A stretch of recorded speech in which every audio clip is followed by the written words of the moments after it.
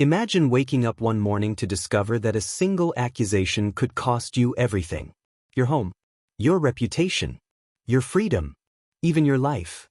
In 1692, a small Puritan community in colonial Massachusetts descended into fear, suspicion, and chaos. Neighbors accused neighbors. Friends testified against friends. Families were torn apart. And before it was over, dozens would be imprisoned and 20 people would lose their lives. But what really happened in Salem? Were witches truly hiding among the colonists? Or did one of history's most infamous panics begin with a far more disturbing truth? Before we dive deeply, kindly subscribe to my page, follow, like, and share for more hidden history, untold stories, and fascinating historical mysteries. The year was 1692. Salem Village was a small farming community in the Massachusetts Bay Colony. Life was difficult. The settlers faced harsh winters. Religious expectations were strict. Disease outbreaks were common. Political instability created uncertainty. Conflict with indigenous tribes along the frontier fueled constant fear. The people of Salem lived in a world where the supernatural felt real. To many colonists, the devil was not a metaphor. He was an active force operating in everyday life. The crisis began inside the home of Reverend Samuel Parris. His daughter Betty Parris and niece Abigail Williams began exhibiting strange behavior. Witnesses reported screaming, convulsions, unusual movements, periods of trance-like behavior. Local doctors struggled to explain what was happening. Eventually, one physician offered a terrifying conclusion. The girls might be under the influence of witchcraft. That diagnosis would change Salem forever. Soon the girls identified individuals they claimed were tormenting them. The first accused included Tituba, an enslaved woman in the Parris household; Sarah Good, a poor beggar; Sarah Osborne, an elderly woman involved in local disputes. All three occupied vulnerable positions within society. The accusations spread rapidly. Fear became contagious. And Salem's nightmare had only begun. As accusations multiplied, some colonists made a shocking claim. They believed a massive satanic conspiracy was operating inside Salem. According to the accusations, witches were secretly gathering, signing the Devil's Book, and plotting against the colony.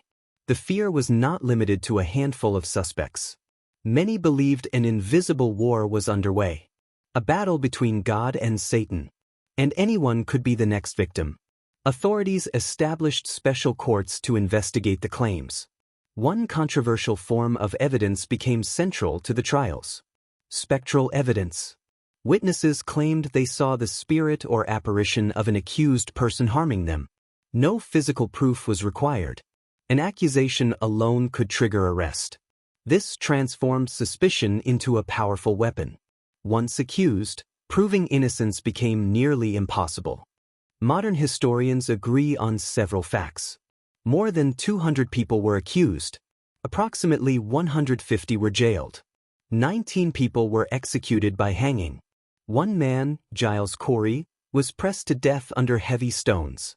Several others died in prison. The Salem Witch Trials became the deadliest witch hunt in colonial American history.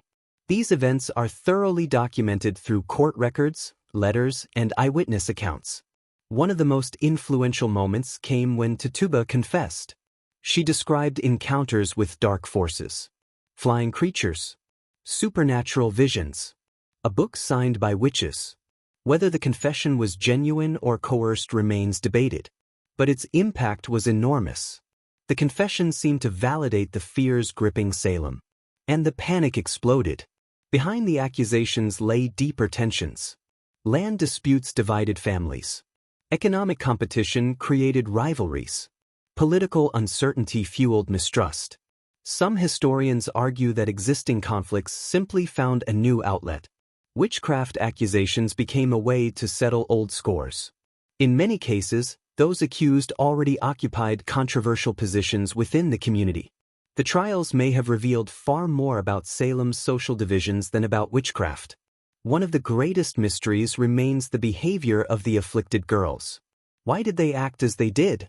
Several theories have emerged. Psychological stress, mass hysteria, Religious pressure. Social influence. Some researchers propose that contaminated rye grain infected by ergot fungus may have caused hallucinations. Others reject that explanation. To this day, no single theory fully explains every aspect of the outbreak. The most surprising twist is this.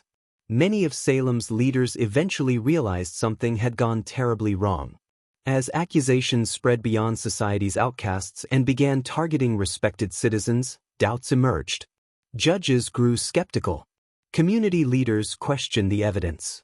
The same system that fueled the hysteria began collapsing under its own contradictions. By late 1692, support for the prosecutions weakened. Authorities restricted the use of spectral evidence.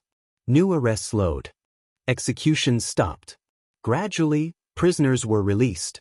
The panic faded, but the damage could not be undone. Families had been destroyed. Lives had been lost. Communities remained divided. Historians continue debating the causes of the Salem witch trials. Were they primarily religious? Political? Psychological? Economic? Some scholars emphasize frontier warfare and trauma. Others focus on social conflict and local rivalries. The answer may involve all these factors combined. The trials emerged from a unique intersection of fear, belief, and circumstance. The Salem witch trials left a permanent mark on American history. They became a cautionary tale about panic, false accusations, flawed justice, and the dangers of fear overwhelming reason. Generations later, the phrase, witch hunt, would enter political and cultural vocabulary around the world. The lessons of Salem continue to resonate centuries later. Years after the trials, many participants expressed regret. Families sought justice for victims. The colony eventually compensated some relatives. Official apologies followed. Names were gradually cleared. Yet for many descendants, the scars never fully disappeared. History had already recorded the tragedy. More than 3 centuries have passed since the Salem witch trials. The gallows are gone. The courtrooms are silent. The accused have long since faded into history. Yet one mystery remains. What truly ignited the panic that transformed ordinary people into accusers? Was it fear? Faith? Politics? Psychology? Or something historians still have not fully uncovered? Because the most chilling possibility may be that Salem was never really about witches at all. It was about what can happen when fear becomes more powerful than evidence. And that is a lesson that remains just as relevant today as it was in 1692. Please don't forget to subscribe to my page, follow, like, and share for more hidden history, untold stories, and fascinating historical mysteries.